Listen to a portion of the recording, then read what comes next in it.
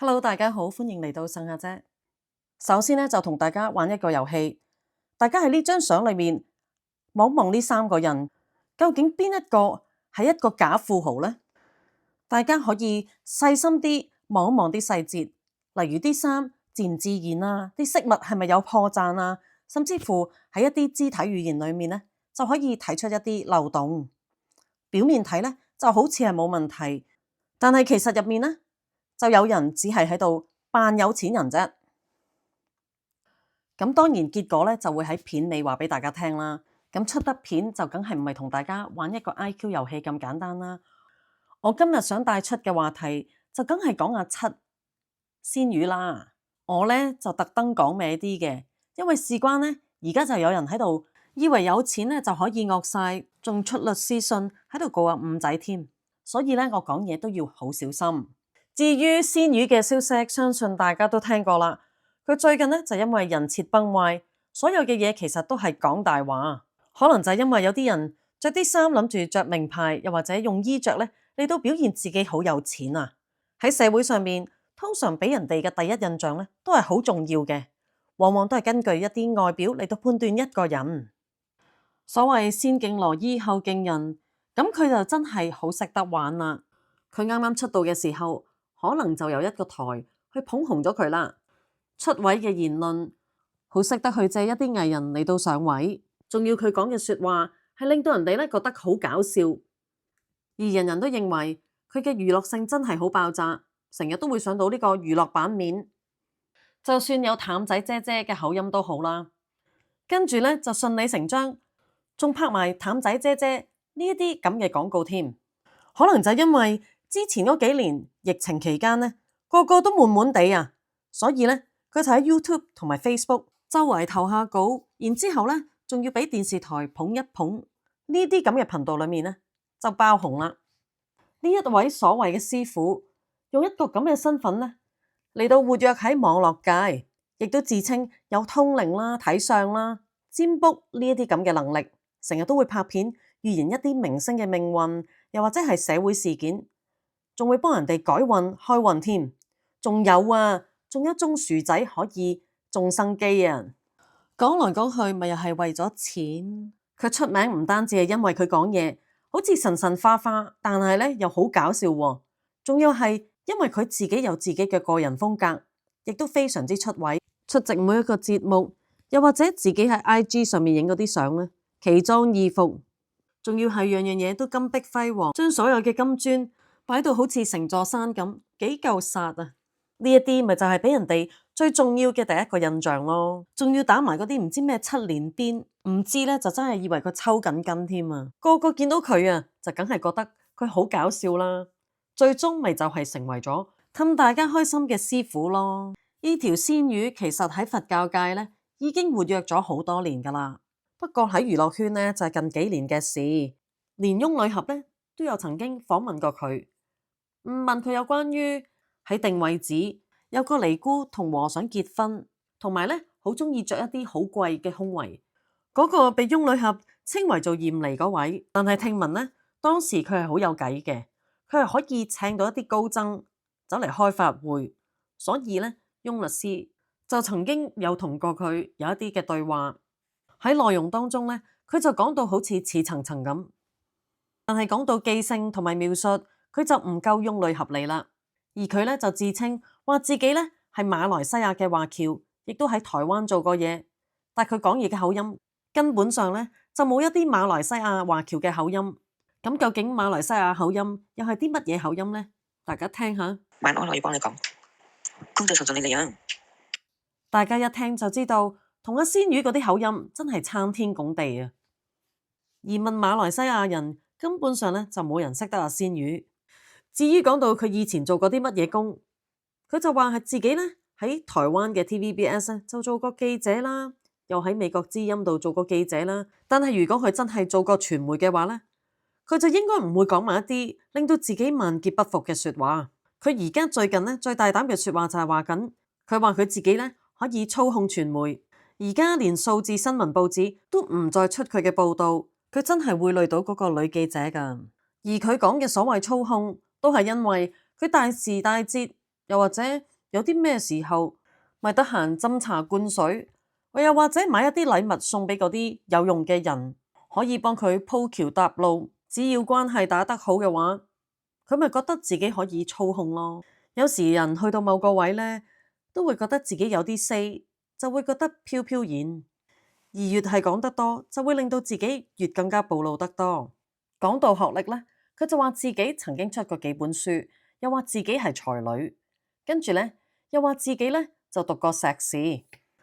當有人質問佢嘅時候，佢就話維基百科嗰啲呢都係唔啱嘅。佢其實自己呢就讀到博士，係越嚟越 upgrade 自己喎。但係有台法國妹呢，就真係好叻啦。佢查到七仙女嘅學歷呢，原來係咁噶。遵從翻七仙女佢俾過嘅一啲簡介呢，因為佢曾經出過書啊嘛，裏面所講嘅一啲學校，就發現到其實嗰啲學校呢，只不過係一啲好皮毛嘅學校嚟嘅啫，全部嘅嘢呢，都有機會有可能係吹水嘅。第一間佢講過嘅 Oxford House College of London，其實呢，就只不過係一間讀英文嘅學校，而當中嘅一啲課程只不過係提升一啲學員4大項目。聽力啦、閱讀、寫作同埋點樣用一啲英文去同人哋互動傾偈啊等等。講到第二間 Warwickshire College in London， 查過 Google 咧就話原來唔係喺倫敦喎，就話咧喺 UK， 亦即係英國。如果連自己讀嗰間學校都唔知道係乜嘢名，應該係點樣寫個全寫嘅話，咁就真係的確令人哋懷疑啦。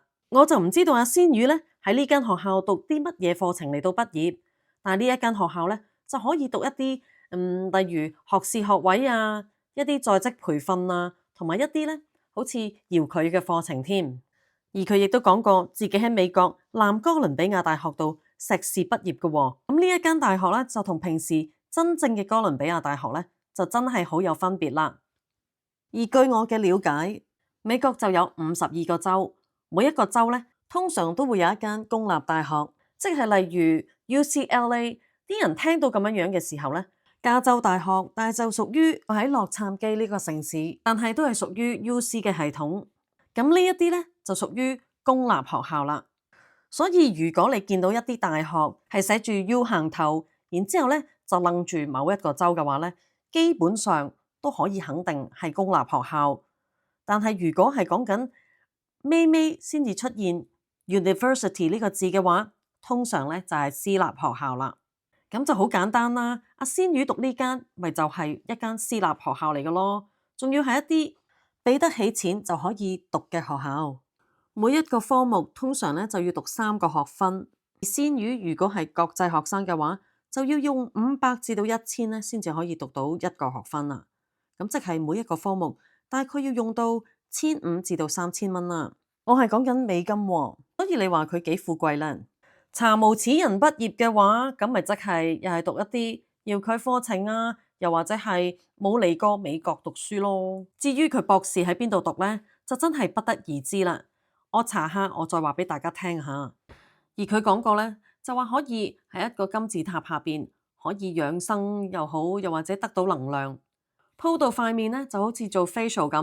呢一啲咁嘅金箔呢，其實大概8蚊美金。我就當係港紙大概64蚊到啦。咁如果除翻200蚊港紙，咁大概都係3毫幾紙張嘅啫。我當嗰啲人塊面真係大到不得了，就當佢擺10張到啦。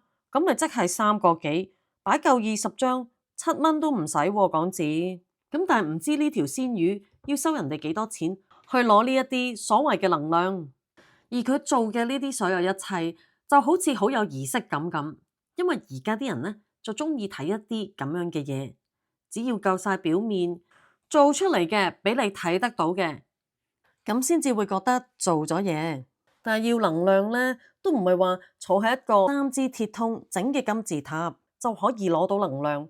若然真係要嘅話，不如學下翁女俠咁，自己坐下禪，靜下心仲好啦。而睇翻咁多仙羽自己聲稱所謂嘅人設，例如，佢係一個馬來西亞嘅華僑，但係佢嘅口音呢，就係淡仔姐姐。講到嗰啲讀書嘅地方，原來只不過係一啲普通讀英文嘅學校，又或者係一啲私立嘅學校。分分鐘連讀都唔使讀，淨係坐喺屋企咧就可以上到一啲遙距課程。佢聲稱自己咧就係馬來西亞嘅華僑，咁趙姓嘅英文串法，咁通常嗰邊嘅串法咧就係 CHIAU，而連佢自己真正嘅姓咧都曾經改過，佢咧就用咗香港嘅串法 CHIU，但係原來佢本身個名嘅串法應該係 ZHAO。咁通常呢一個就會係內地人嘅串法啦，連本身自己個姓都改埋，唔怪得知咁難查佢嗰啲嘢啦。而家仙魚講嘅嘢，其實本身佢嘅人設已經真係崩壞，講到佢曾經喺邊度做過嘢嘅人設，已經俾人哋篤爆過，佢根本上呢，可能就唔係啲乜嘢記者。就正如小文提到，佢話早喺20年前，相信都冇人會揾到阿仙魚做記者訪問。佢講嘅嘢咧又唔係好正喎，聽佢做訪問，佢相信其實都幾難。而佢曾經就話自己讀過某一啲傳媒大學，咁但係揾過咧都冇佢嘅名。喺呢一方面，可能性已經好低啦。再講翻學歷嗰度，佢可能只不過係讀一啲遙距課程，得閒喺講嘢當中彈兩句英文就覺得自己好醒好叻。越要 show 嘢嘅人咧，就越係華而不實。而仙魚而家就話要告人哋誹謗啦，就話人哋欺凌佢啦，佢亦都話自己報咗警。咁嗰方面呢，我都會提一提，但亦都未必會專注去講。我想講一啲有關於仙魚做過嘅嘢，究竟佢有啲乜嘢做過，而係可以話俾人聽。根本上呢，佢就係一個冇料嘅上司，又或者係什麼玄學家。咁下一條片呢，我就會話俾大家聽。若然真係做法事，應該可以喺邊度做呢？又或者係咪真係越收得多錢就會越靈啊？同埋都想講下仙魚當噏當秘笈，佢所有做嗰啲動作呢，其實都真係唔專業㗎。係咪擺門擺得靚，着得光鮮亮麗，然之後做人設呢，就做得好好睇睇，咁就可以話俾人聽自己有幾多料呢？若然真係有料，真係好嘅話，就唔使咁樣 show 啦。咁喺片頭呢，我就考大家，究竟邊一個係一個假嘅富豪？答案呢，就係第一個，喺細節上面就可以話到俾我哋聽呢，放喺佢大髀上邊嘅呢一件衫，用一啲聚酯纖維嚟到做成，根本上呢，就唔係一啲什麼貴價嘅物料，所以着啲靚衫都好啦，都唔代表呢一個人呢係有錢嘅。就算係 Elon Musk 又好，Facebook 嘅創辦人都好，佢哋可能只不過係着到牛記粒記，亦都唔需要話俾人聽自己排喺第幾名嘅一個富豪。外表咧都只不過係一個殼，真係有料嘅話就唔需要講咁多大話啦。今日就同大家講住咁多先。如果你係訂閱咗我呢個台嘅話，記住要選擇全部，先至可以收到每一次我出片嘅通知。留言話俾我聽我做成點啊！若然你喜歡我呢條片嘅話，麻煩大家俾個 like、share 同埋 subscribe。Thank you，拜拜。